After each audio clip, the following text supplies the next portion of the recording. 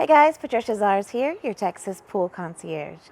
Now, you've probably noticed an underlying theme to a whole lot of my videos about fiberglass pools, and it has to do with how low maintenance they are.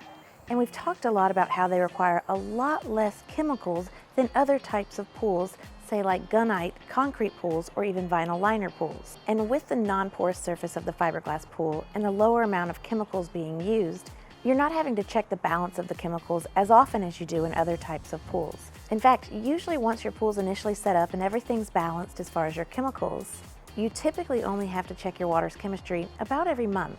But there are some additional times that you may need to check it. And one of those times is after it rains. So today on Pool Talk with Trish, we're going to talk about, does rain affect the water in my fiberglass pool? So let's dive in.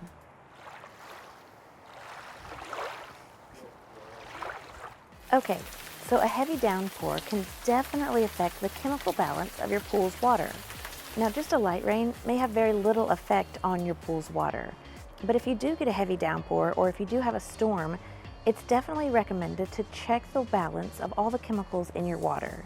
Rainwater is known to have acidic properties that can negatively affect your water chemistry balance. And aside from just the rainwater itself getting into your pool's water, the rainwater can also create runoff from your landscaping and your decking, which creates an additional source of water that you may have to deal with.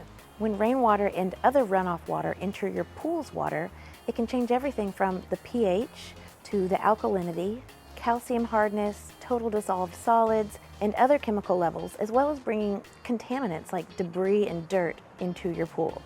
And now, the acidity of the rainwater itself can typically have pretty corrosive effects on things like plaster and other metal components that some pools have in them. Luckily, with the fiberglass pools, we're not dealing with any of those. And while fiberglass pools remain really low maintenance compared to your other pools, you definitely still want to keep this in mind and make sure you're keeping all of those levels balanced.